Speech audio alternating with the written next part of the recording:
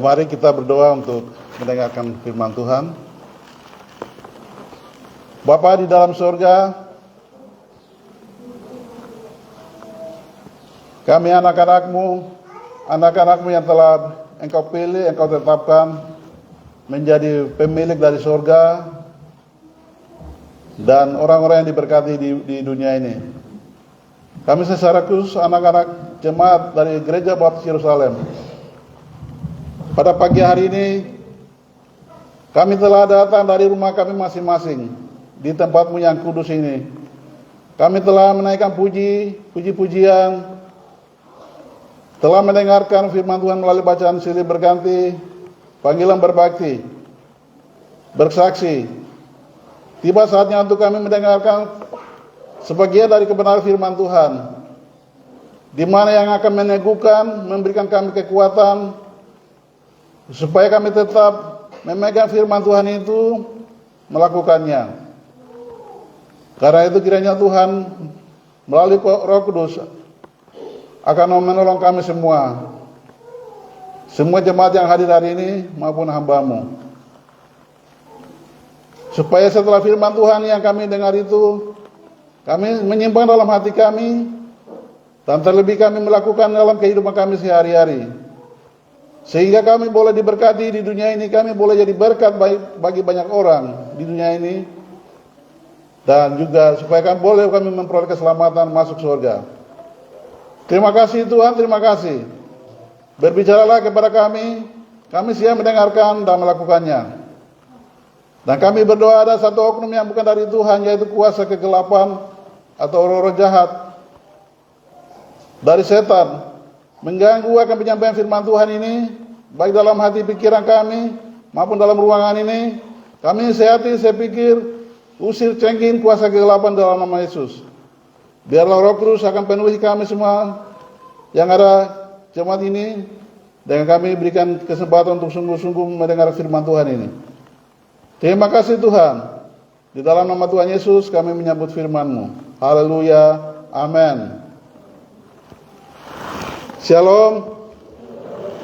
Ya, yang dikasih sidang jemaat, yang dikasih oleh Tuhan Yesus, selamat datang, selamat beribadah. Hari ini kiranya Tuhan Yesus memberkati kita semua lewat pujian yang kita sudah naikkan, lewat kesaksian, lewat persembahan yang kita berikan kepada Tuhan. Biarlah semuanya itu menjadi satu berkat bagi kita semua. Tuhan akan kembalikan memberkati kita dalam kehidupan kita. Ya, baik. Yang kedua, saya sampaikan terima kasih untuk pimpinan ibadah dan pujian untuk memberikan waktu untuk saya pelayanan hari ini. Dan yang ketiga, mungkin ada sidang jemaat yang baru pertama datang hari ini untuk ibadah bersama kami jemaat di Gereja Baptis Yerusalem ini. Sampaikan selamat datang dan selamat beribadah. Baik, jadi hari ini saya khotbah secara terus-menerus untuk dari kisah para rasul, ya. Jadi mulai dari pengutusan Tuhan Yesus, kenaikan Tuhan Yesus, sampai Tuhan Yesus utus murid-muridnya, sampai hari ini kita masuk sampai Petrus dan Yohanes ditangkap dan dinaikkan ke pengadilan agama, pengadilan tertinggi di Yerusalem saat itu. Karena apa? Karena mereka memberitakan Injil. Karena mereka menyembuhkan orang sakit, karena mereka banyak melakukan mujizat, sehingga saat itu agama sebagai orang Israel itu mereka mempunyai agama, yaitu agama Yahudi Judaisme. Ya, jadi orang Yahudi Judaisme itu mereka punya Alkitab itu Kejadian sampai dengan Maleakhi. Kalau kita dari perjanjian lama yang tadi Kejadian sampai Maleakhi, baca Alkitab kita Matius sampai Wahyu. Ya. Jadi hari ini kita orang Kristen percaya supaya firman Tuhan yang saya sampaikan dalam perjanjian lama itu sudah dikenapi oleh Tuhan Yesus. Dan untuk menyampaikan ini Tuhan Yesus menetapkan ke-12 orang itu. Dan hal ini yang mereka tidak tahu oleh agama mereka, yaitu agama Yahudi. Agama Yahudi itu, orang Yahudi itu mereka ibadah itu dengan sungguh-sungguh, sesuai dengan semua hukum yang diajarkan oleh Musa, ya. 10 hukum yang disampaikan di Keluaran pasal Keluaran pasal 20 ayat 1 sampai 17. Jadi di sana itu hukum ini, 10 hukum ini, di mana Tuhan sudah memberikan 4 hukum itu supaya orang Israel, orang Yahudi itu supaya mereka taati Tuhan secara pribadi dengan Tuhan, dengan masing-masing pribadi, ya. Jadi di sana diajarkan, akulah yang membawa kamu keluar dari tempat perbudakan, tanah di mana kamu dijajah, diperbudak, sehingga saya membawa kamu keluar dari tanah Mesir, sehingga tidak boleh ada lain Allah-Allah lain yang kamu menyembah. Ini Tuhan taruh hukum pertama. Jangan ada padamu Allah lain. Ini Tuhan taruh hukum pertama. Ini orang Israel pegang teguh, dan mereka melakukan, mereka tidak mau menyembah yang lain-lain. Dan mereka tidak mau orang lain datang terus ibadah di gereja mereka, bait Allah mereka itu dengan nama lain, mereka khotbah di situ, mereka tidak mau. Makanya yang pertama itu mereka salibkan Tuhan Yesus, karena Tuhan sudah bilang, bait Allah ini saya runtuhkan dan saya akan bangun lagi hanya dalam waktu 3 hari, dia bilang.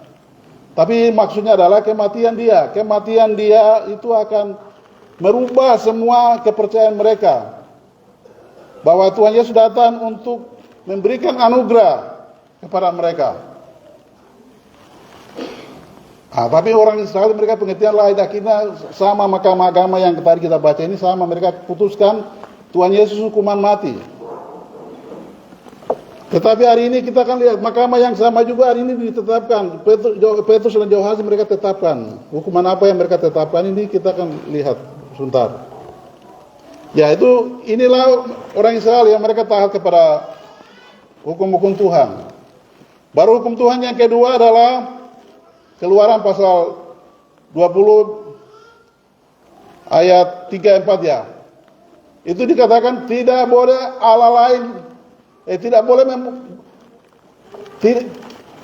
kamu membuat patung yang menyerupai apapun yang ada di atas di langit, yang ada di bawah di bumi, yang ada di bawah bumi, di bawah langit, dan sujud menyembah kepadanya.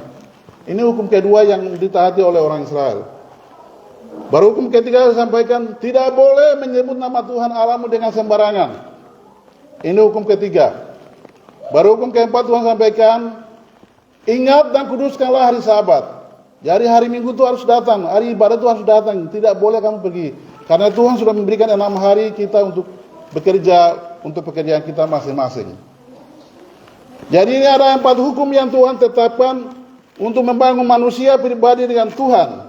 Nah, ini orang Israel betul-betul taati. Baru 1 hukum yang Tuhan tetapkan, hukum kelima itu supaya setiap kita manusia supaya menghormati orang tua. Keluaran pasal 20 ayat 12. Hormatilah ayahmu dan ibumu supaya umurmu panjang. Nah, ini Tuhan taruh 1 hukum saja untuk kita supaya hormati orang tua. Baru ya ada 5 hukum lagi Tuhan tetapkan supaya bagi kita mengatur dengan sesama, supaya kita baik dengan sesama. Ya, Tuhan tetapkan 5 hukum ini untuk mengatur kita dengan sesama yang lain. Mulai dari hukum ke-6, jangan membunuh. Maka Tuhan Yesus pun sempurnakan hukum jangan membunuh, dari dia kasih turun lagi jangan marah. Karena kemarahan itu akan awal dari pembunuhan. Tuhan Yesus sempurnakan lagi. Jangan berzina. Tuhan Yesus sempurnakan lagi, siapa yang menginginkan melihat laki-laki atau perempuan atau sesuatu dan menginginkan sudah berzina, itu Tuhan Yesus sempurnakan lagi hukum ini, hukum yang tentang sesama ini. Baru hukum yang ke-8, jangan mencuri. Jadi kita tidak boleh mencuri, tapi kita harus bekerja keras. Dengan hasil kerja keras ini kita menikmati. Kalau kita memang inginkan itu, kita minta. Oh, saya dapat perlu ini, jadi mama saya bikin saya seperti itu. Ini hukum ke-8. Baru yang ke-9 itu baru tidak boleh fitnah. tidak boleh menjelekan, ya, jangan fitnah. Kita tidak boleh bicara orang sembarang. Karena kita orang itu kita marah itu tidak boleh. Karena kita marah sembarang, kita akan jadi hubungan kita dengan orang itu jadi tidak baik. Baru yang terakhir adalah jangan inginkan punya sesama, jangan menginginkan istrinya, hambanya, atau inginkan rumahnya apapun. Jadi ini 10 hukum Tuhan ini yang ditetapkan ini orang Israel itu mereka pegang orang Yahudi. Dan mereka melakukan dengan setia, dengan hukum-hukum yang lain.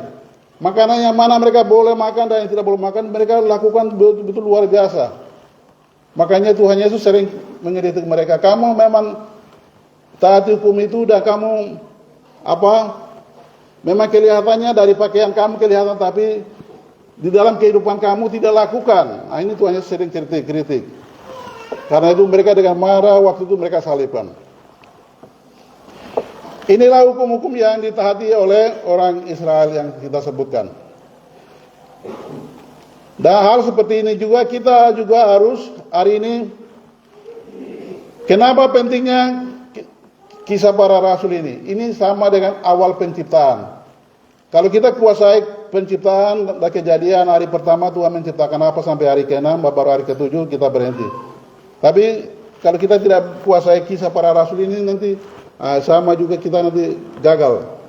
Makanya beberapa hari ini saya betul-betul siapkan khotbah ini supaya kita tuh kuat. Kuat dalam arti supaya kita tetap pegang firman Tuhan, kebenaran.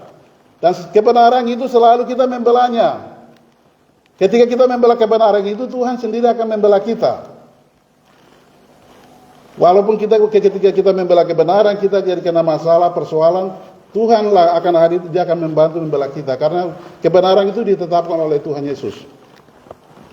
Maka hari ini kita akan lihat di mana Petrus dan Yohanes ini mereka diadili, dinaikkan pengadilan karena mereka itu memberitakan Injil dan terlebih lagi mereka sembuhkan orang sakit.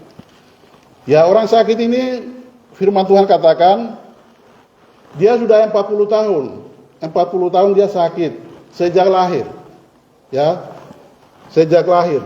Ya, saya baca, jangan sampai saya dibikin. Jadi saya harus baca firman Tuhan supaya ada buktinya. Buktinya dia sakitnya sejak lahir di sini. Ini yang kita sudah dengar. Petrus kisah para rasul pasal 3 ayat 1 sampai dengan yang ke-10. Petrus menyembuhkan orang lumpuh. Pada suatu hari menjelang waktu sembahyang, yaitu pukul 3 petang, naiklah Petrus dan Yohanes ke bait Allah. Di situ ada seorang laki-laki yang lumpuh sejak lahirnya. Jadi orang ini lumpuhnya sejak lahirnya. Jadi baru lahir bayi sudah lumpuh. Sejak lahirnya. Sehingga ia harus diusung. Tiap-tiap hari orang itu diletakkan dekat pintu gerbang bait Allah. Jadi keluarganya itu setiap hari, bukan hanya besok hari ini istirahat, baru besok, baru naik lagi, besok lusa istirahat, tidak, setiap hari. Setiap hari mereka pikul orang sakit ini bawa taruh di depan tempat masuk jemaat gereja ini. Atau bait Allah saat itu. Supaya orang-orang yang datang ibadah itu mereka ada berkat supaya mereka kasih dia. Sehingga dia itu hidup dari uang itu. Nah, sejak itu orang ini ketemu dengan Petrus dan Yohanes. Ya, selanjutnya tiap-tiap hari orang itu diletakkan dekat pintu gerbang bait Allah yang bernama Gerbang Indah untuk meminta sedekah kepada orang yang masuk ke dalam bait Allah. Ayat 3, ketika orang itu melihat bahwa Petrus dan Yohanes hendak masuk ke dalam bait Allah, ia meminta sedekah. Mereka menatap dia dan Petrus berkata, "Lihatlah kepada kami."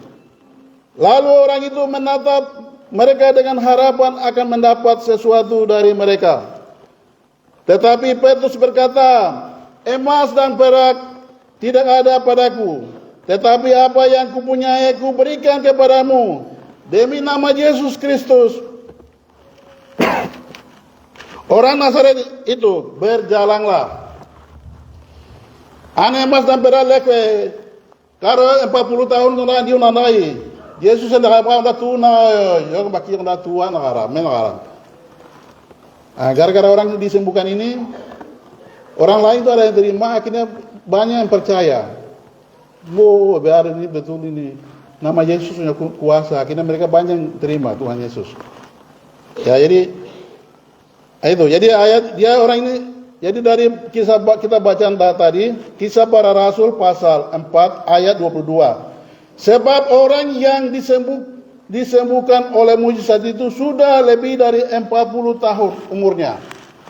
Jadi selama 40 tahun itu juga orang sakit itu ada di depan bait Allah. Dan hal ini orang-orang imam-imam, orang-orang Yahudi atau orang-orang Farisi tidak bisa sembuhkan. Walaupun orang sakit itu ada di itu. Tetapi hari ini hanya Petrus dan Yohanes masuk dengan nama Yesus, orang itu sembuh.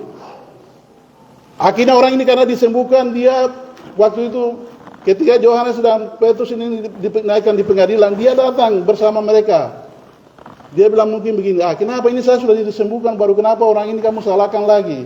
Saya tadi sudah susah, saya tadi sudah menderita, baru hari ini mereka sudah sembuhkan saya, dengan kesembuhan saya ini kamu bawa orang-orang ini ke pengadilan. Mereka tidak salah seperti itu. Baru dia ikut terus.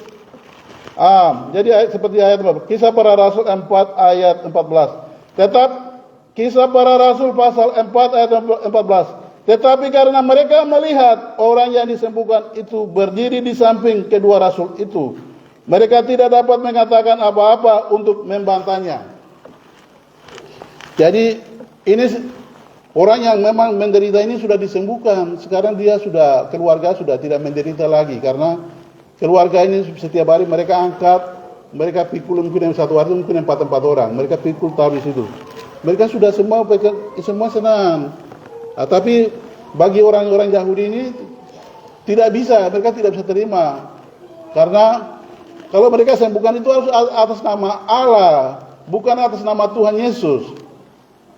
Ini pengertian mereka begitu. Maka di bait Allah itu ada kolam Bethesda.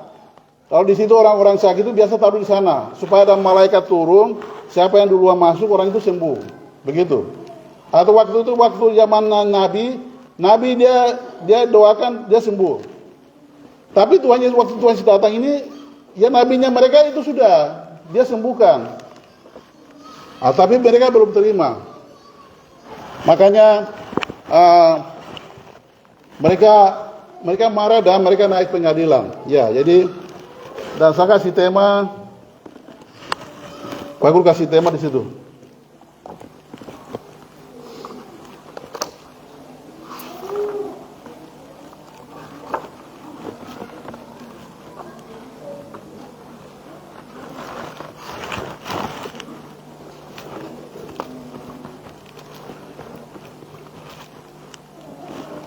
Jadi saya kasih tema, keputusan Tuhanlah tetap kita laksanakan. Pak Guru kasih tema bisa toh? Jadi temanya keputusan Tuhanlah kita tetap lakukan. Karena Mahkamah Agung ini mereka putuskan, tidak boleh lagi Petrus dan Yohanes itu tidak boleh memberitakan Injil lagi, dilarang keras. Tetapi Yohanes dan Petrus bilang tidak. Keputusan kamu itu keputusan manusia. Kita tetap melakukan penginjilan. Jadi mereka ambil keras keputusannya. Ya, sesuai dengan ini. Kita akan baca di situ. Jadi keputusan. Jadi Kisah Para Rasul 4 ayat 16. Dan berkata, tindakan apakah yang harus kita ambil terhadap orang-orang ini? Sebab telah nyata kepada semua penduduk Yerusalem bahwa mereka telah mengadakan suatu mujizat yang menyolok dan kita tidak dapat menyangkalnya. Tetapi supaya hal itu jangan makin luas tersiar di antara orang banyak, baiklah kita mengancam dan melarang mereka, supaya mereka jangan berbicara lagi dengan siapapun dalam nama itu, yaitu dalam nama Tuhan Yesus. Dan ayat 18, Kisah Para Rasul 4 ayat 8. Dan setelah keduanya disuruh masuk, mereka diperintahkan supaya sama sekali jangan berbicara atau mengajar lagi dalam nama Yesus. Jadi ini mereka betul-betul larang, tidak boleh bicara lagi dalam nama Yesus. Kami larang keras. Kalau kamu bicara lagi, kita akan tangkap dan masukkan penjara.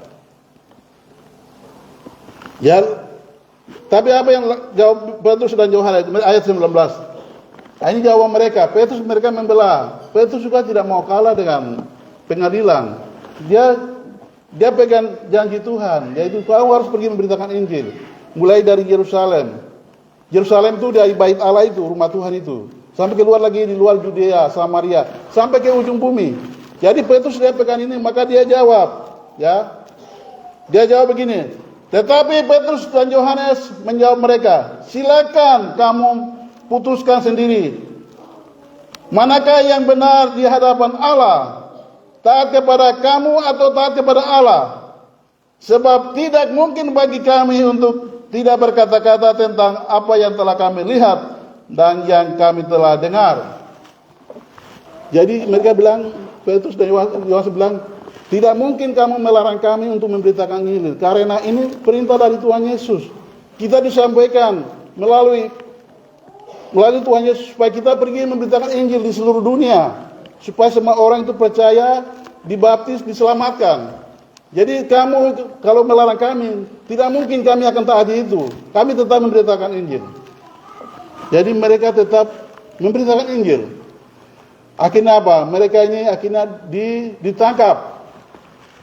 Itu tadi panggilan berbakti. Akhirnya panggilan berbakti tadi, kita panggilan berbakti baca seperti ini. Kisah Para Rasul pasal 5 ayat 17 sampai ayat 20. Jadi ya, kita akan di sini kita lihat di sini Tuhan Yesus atau malaikat-malaikat Tuhan lepaskan mereka. Akhirnya mulailah imam besar dan pengikut-pengikutnya, yaitu orang-orang dari mazhab Saduki, bertindak sebab mereka sangat iri hati. Mereka menangkap rasul-rasul itu lalu memasukkan mereka ke dalam penjara kota. Jadi karena Petrus dan Yohanes yang mereka sudah lari ini, mereka tetap memberitakan Injil di bait Allah maupun di kota. Mereka ditangkap dan dimasukkan penjara dan dikunci dan ada pasukan jaganya berlipat-lipat. Tetapi kita lihat di mana apa yang dilakukan oleh Tuhan karena mereka memberitakan kebenaran itu. Tetapi waktu malam seorang malaikat Tuhan membuka pintu-pintu penjara itu dan membawa mereka keluar. Katanya ayat 20. Pergilah, berdirilah di bait Allah dan beritakanlah seluruh firman hidup itu kepada orang banyak.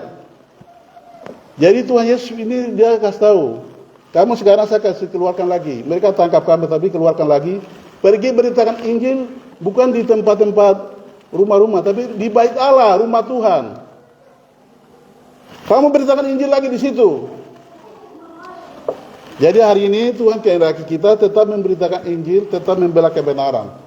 Maka sama juga Tuhan akan membela kita. Jadi mungkin kita ada masalah, kita beda-beda. Hari ini Petrus dan Yohanes mereka dimasukkan pengadilan karena mereka memberitakan Injil. Tetapi hari ini juga mungkin kita ada masalah karena masalah macam-macam juga kita bisa dimasukkan tahanan ke apa, tapi kita harus pegang kebenaran. Kalau kita salah ya kita harus salah. Kita masukkan penjara, kalau kita salah ya salah, ya toh. Ya. Jadi kita harus hidup bertanggung jawab, ya. Kita harus belajar hidup bertanggung jawab, hidup melakukan yang benar. Saya tidak mau orang tua laki-laki kawin baru istrinya tinggalkan kawin lagi, tidak boleh. Itu kejahatan kemanusiaan, ya. Itu Anda harus dimasukkan penjara supaya Anda bertobat di sana. Itu paling kejahatan, tidak bagus. Karena kita orang baptis itu diajari bertanggung jawab. Kita harus tanggung jawab karena orang punya anak-anak. Ya, orang punya anak-anak kita harus tanggung jawab. Kalau kita sudah kawin, kita sudah tidur, mereka harus nikah. Ini pintu ini. Harus nikah, bertanggung jawab kepada siapa? Tuhan bilang pertama kita bertanggung jawab kepada Tuhan melalui 4 hukum tadi. Kita juga bertanggung jawab kepada orang tua melalui hukum kelima. Kita juga bertanggung jawab melalui 5 hukum tadi kepada sesama. Tuhan sudah taruh 3 hukum ini untuk mengatur itu. Maka tidak boleh kita sakiti satu sama yang lain, ya. Makanya kita sebelum kawin itu harus lihat dulu, ya. Harus kita beri keputusan. Oh, saya betul-betul saya akan tanggung jawab perempuan ini. Saya tanggung jawabkan kepada Tuhan, orang tuanya, masyarakat. Baru kita kawin, ya. Tidak boleh main-main orang punya anak kawin tinggal itu tidak boleh. Itu orang gila, kan? Itu tidak boleh. Saya setuju orang-orang begitu masukkan penjara, ditangkap. Jadi gitu. Jadi harus jangan nanti sampai hal-hal begitu baru kita masukkan penjara. Penjara itu mungkin tidak apa-apa, tapi harus kebenaran ini juga kita juga dimasukkan penjara karena kebenaran. Hari ini kita lihat. Oke. Jadi ini agak sangat marah karena kita sudah biasanya kita bikin gereja itu supaya semua orang itu tanggung jawab untuk supaya ikuti firman Tuhan, untuk menjadi pelaku firman Tuhan, tapi hanya kita biasa-biasa saja. Kita biasa-biasa saja, itu tidak boleh, ya. Gereja bilang jangan merokok, jangan mabuk, jangan makan pinang. Harus kita hidup harus tegas, ya. Jangan berjudi, kita jangan boleh berjudi, harus tegas. Itu tujuannya untuk selamatkan kita semua. Ya, jadi kembali lagi, itulah sebabnya kasih tema keputusan Tuhan. Jadi Petrus dan Yohanes ini mereka pegang pada keputusan Tuhan, walaupun mereka harus dipenjarakan. Tapi keputusan Tuhan inilah mereka pegang. Sehingga karena pegang walaupun dimasukkan penjara, tapi Tuhan tetap keluarkan mereka. Tahu loh, alan keputusan yang berat ni pigang pulang gorak. Aku ini malu ya roh penjara mambugi. Umaru wona biar mereka alan yang gua ada lagi aja kok. Memang dah Yohanes Petrus berala ni orang yang baka aku ini kayak maro penjara mambiar ko. Yesus dah orang udi nari orang umbiawan nari orang alan ni orang kembali orang nari umbiak wara. To bari dia aku abu ala orang nabi nabi ko to bari tantangan gua masalah gua hampir gua ngebah gua alan ni gua ada lagi aja kok. Ya biar kita kan lagi dah. Amin kah tidak? Ya amin. Jadi kita pegang kebenaran, banyak tantangan kita, tapi kita percaya itu akan selamat. Dan hari ini juga kita punya jemaat, Wendana, beberapa orang mereka masuk DPR ini, calonkan DPR. Kita percaya kalau mereka itu untuk Tuhan, pasti mereka masuk. Ya, jadi mereka akan masuk. Yang penting kita berdoa dan mereka harus berjuang di bawah. Jadi gereja kita tetap berdoa, kita berjemaat ini supaya mereka masuk lagi. Karena tahun yang lalu kita doakan Wendana sudah jadi DPR, dia kembali bangun gereja lagi. Itu hasil doa kita. Kita berdoa, kita kasih suara.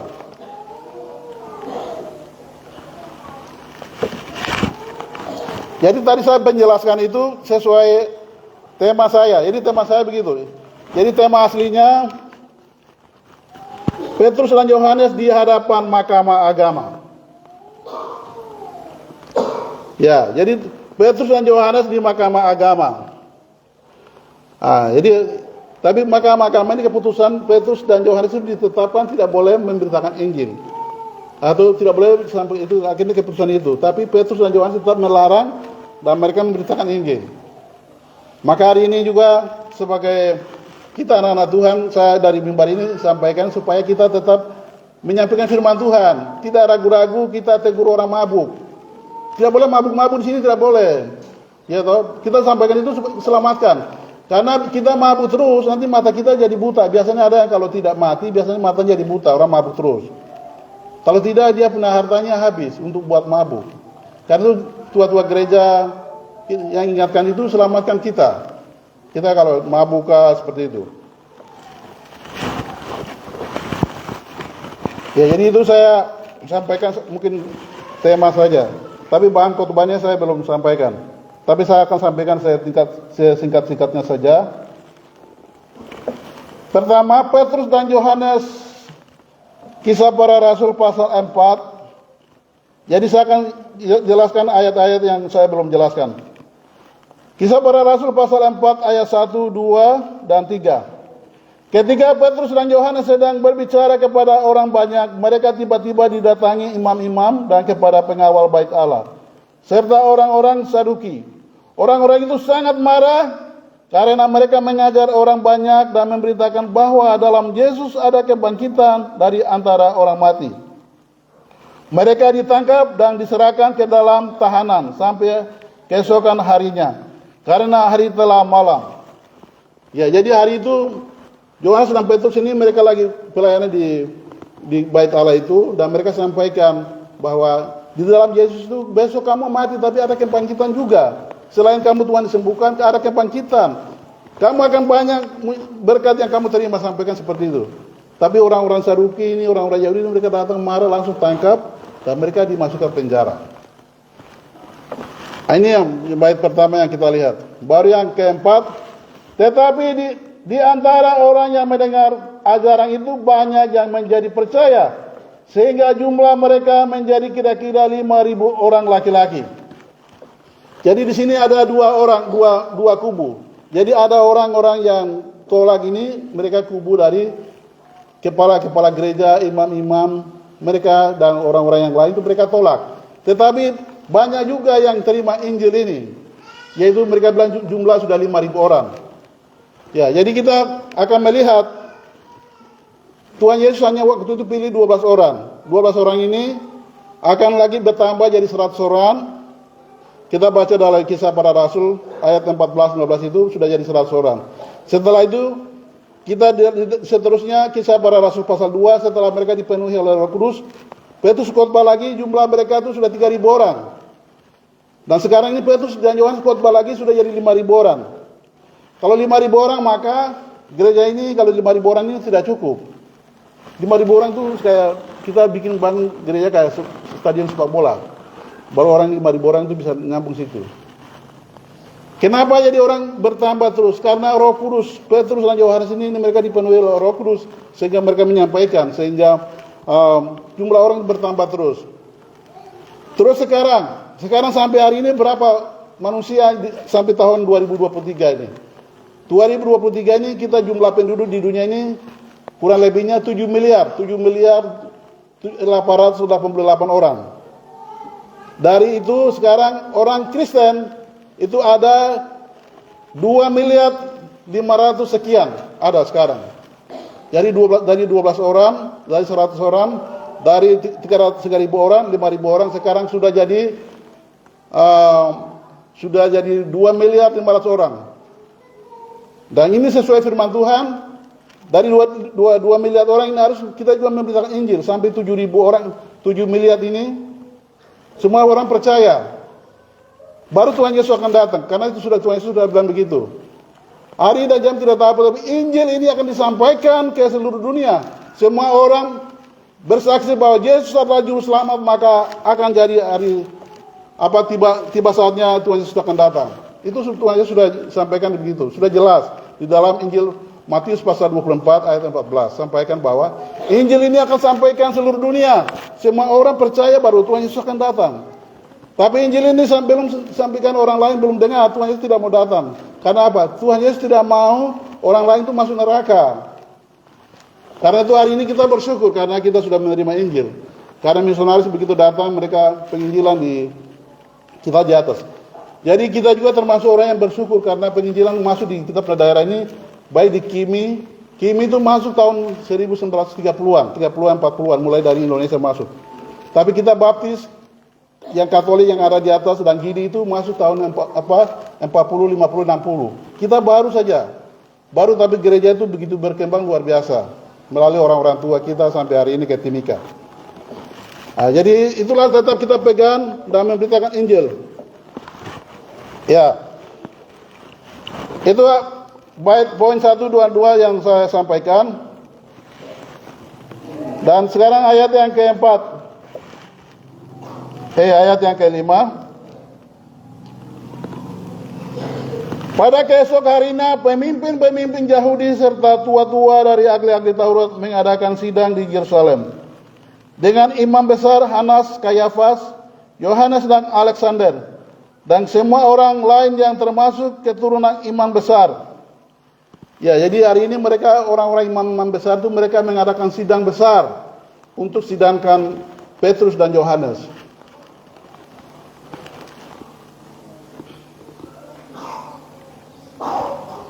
Ayat 7, lalu Petrus dan Yohanes dihadapkan kepada sidang itu dan mulai diperiksa dengan pertanyaan ini, dengan kuasa manakah atau dalam nama siapakah kamu bertindak demikian ini? Jadi dari sidang itu mereka dari mahkamah mereka sampaikan dengan nama siapakah atau dengan siapa yang suruh kamu sehingga kamu bertindak seperti itu. Kamu menyampaikan khotbah, datang berani-beraninya khotbah di Bait Allah ini, menyampaikan kebangkitan Tuhan Yesus.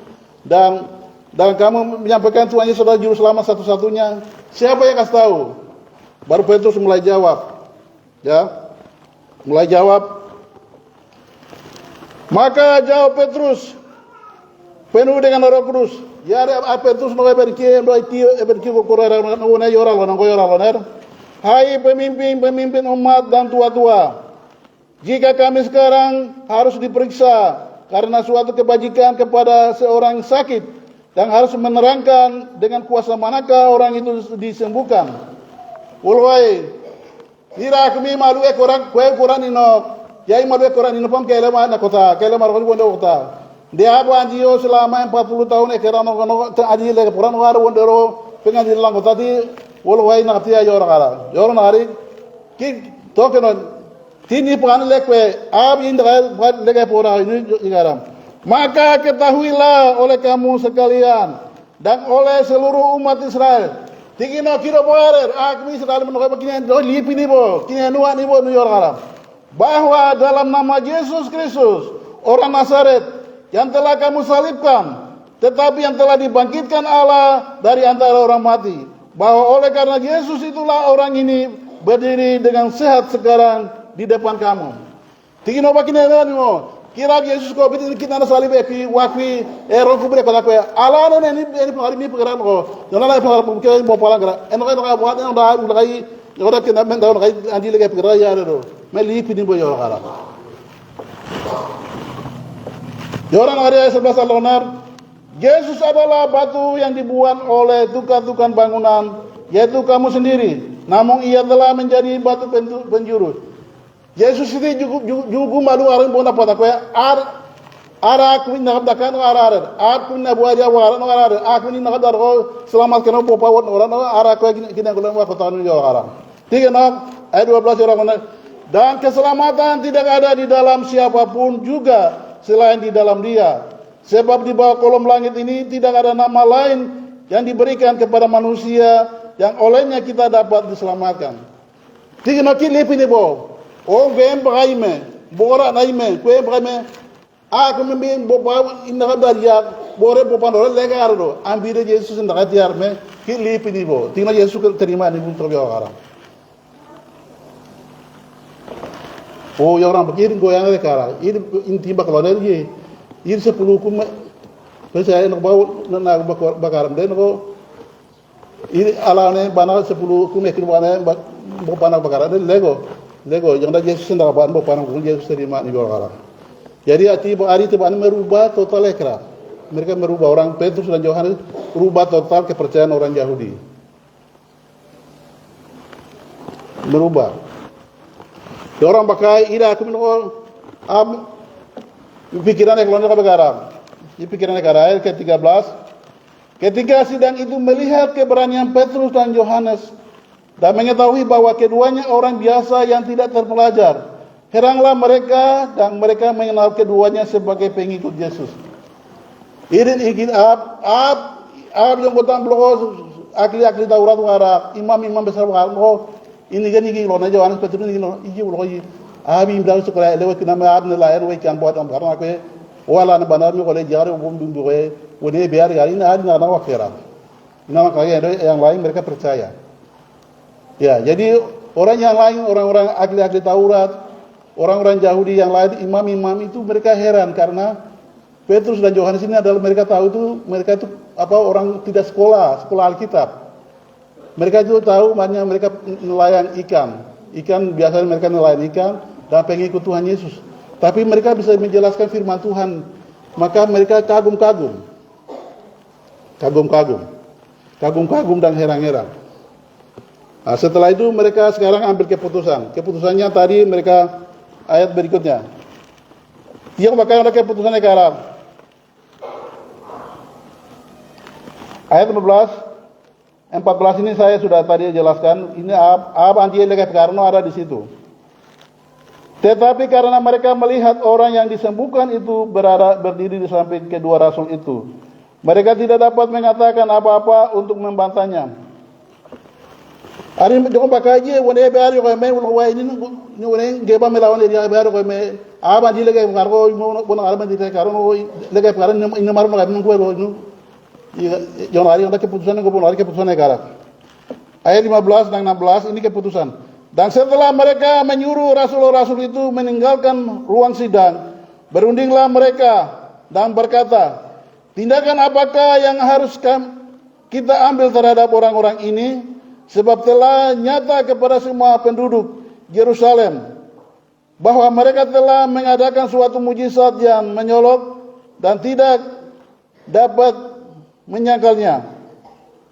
Walau abi andi lega para bukan madu aku mau ni anu arben ulau kuman ku orang do aku be andi lega para kuman beradu walam gori ni rari kum lempare da mugara pikiran ku orang.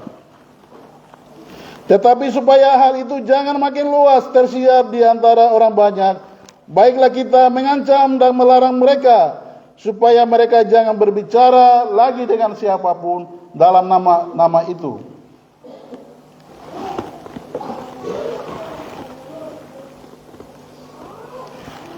Nah, jadi keputusannya tiar. Jadi joror obare kota ko nda pratia bu kuliah kota kara me ko lu ne Jesus nda bala joran na ko jora ko joran ko tsino ngonden ki joran na bi rati ki kino ne ba ko jira la ne nda rati Jesus ne eber ki ura ga no satu kisah para rasul pasal 1 ayat 8 baca ne kalau Roh Kudus turun, kamu akan memberitakan Injil dari Yerusalem, Judea, Samaria sampai ke ujung bumi. Sudah tiada orang ada ekumen, kini orang tadi ada legaro. Orang hari yang ada pelayanan negara ada negara. Mereka ada kesimpulan itu kabar. Mereka lalu nak mana tinggal baik, nak mana orang ada ini nak banyak kau masalah apapun, ya masalah keluarga, masalah apapun, kalau masalah tanah ini juga kalau itu kita benar, tetap Tuhan jaga kita. Tuhan memelihara kita. Jadi tetap kita pegang yang benar itu. Bahkan kita lakukan. Kalau ada yang salah, itu tetap kita harus perbaiki. Ada nasihat, masukan yang kalau salah. Misalnya kita malu ya tegur kita cepat perbaiki. Ya, tidak boleh anggap orang yang tegur kita itu dia ini tidak boleh. Karena Tuhan akan memakai setiap orang untuk memperbaiki kita, mentegur kita. Maka kita akan diberkati Tuhan. Jadi sesuai dengan Bapak kembali firman Tuhan kan begitu. Kita minta maka diberikan, cari maka mendapat. Tetapi ada catatannya, yaitu catatannya apa? Kalau kita menjadi pelaku firman Tuhan, baru bisa. Ya, Yohanes pasal 15 ayat 7. Kita tinggal di dalam Tuhan, menjadi pelaku baru berkat itu datang. Tapi kita tidak pelaku, hanya datang hari Minggu biasa-biasa, Tuhan tidak bisa memberkati kita. Ya, jadi harus ikut Tuhan, kita selalu harus tahu. Allah memberkati apa kita, Allah Yohanes lipu dia punya, bahwa Allah berkati apa lagi. Ia Allah ne korang dia kue ni nanti Allah berkati ni negara. Kue biasa-biasa saja. Kue dari bikuno kue no kue tu benar ek loh. Tidak Allah banyak. Kue dari ini belum gori, mengorang panen, ini akan dapat berkat. Ambil anjingnya Tuhan sembuhkan. Ambil masalah yang bakar kue, ya Allah orang dia yang ada terima kasih. Jadi kemarin mungkin saya khotbah ini. Tujuannya seperti itu, tujuannya supaya diberkati Tuhan. Khotbah saya itu supaya kita diberkati Tuhan, kita juga jadi berkat di sini dan di surga. Maka kita harus khotbahnya seperti itu. Ya, khotbahnya tidak bisa enak-enak begini tidak ada. Ya, jadi kesimpulannya kita tetap melakukan keputusan Tuhan, maka keputusan Tuhan itu akan menolong memberkati kita dalam berbagai tantangan dan rintangan yang akan datang. Tobe ko, jebe ala na acara na ko Alangnya tentang Allah yang ada gini, kalau ada bebalasnya nonu, Allahnya taati doa berdoa. Kiranya Tuhan semua memberkati. Mari kita berdoa. Tuhan berdoa. Terima kasih Tuhan, hari ini kami sudah mendengar firman Tuhan, supaya kami tetap melakukan keputusan Tuhan, bukan keputusan manusia. Di mana keputusan manusia, Petrus dan Yohanes, mereka dilarang untuk memberitakan Injil. Tetapi Petrus dan Yohanes katakan, itu bukan keputusan Tuhan. Keputusan Tuhan adalah kita tetap memberitakan Injil. Orang sakit kami harus sembuhkan, orang lumpuh harus kita sembuhkan berjalan. Dan orang sakit harus kita doakan. Dan berita Injil harus kita sampaikan, supaya semua manusia diselamatkan. Dan firman Tuhan ini menjadi satu kekuatan bagi kami semua. Kiranya Tuhan berkati kami semua. Jemaat Tuhan yang hadir hari ini Tuhan, kalau mereka sudah aminkan firman ini, Tuhan, Engkau jamah mereka, memberkati kami semua. Dan tolong kami, firman Tuhan itu kami simpan dalam hati kami dan kami melakukannya. Sehingga kami akan jadi berkat bagi keluarga kami, anak-anak kami, gereja kami, dimanapun kehidupan kami bekerja. Kiranya Tuhan juga memberkati untuk kondisi Papua yang ada, keamanan yang ada ke dalam tangan Tuhan ini. Semua orang Papua yang ada di sini, baik masyarakat Papua maupun masyarakat pendatang ada, kiranya Tuhan pertolongan yang sama yang Kau berikan. Terima kasih Tuhan, terima kasih. Terima kasih untuk firman Tuhan. Dalam nama Yesus kami berdoa. Haleluya. Amin. Ya, waktu saya kembalikan ke pimpinan ibadah dan pujian.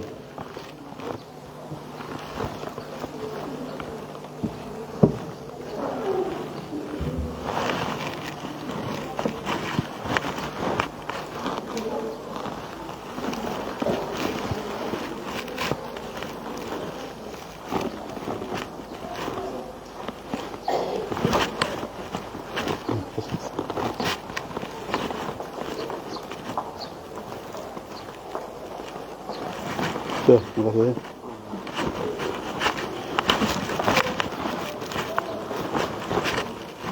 Ini bagus.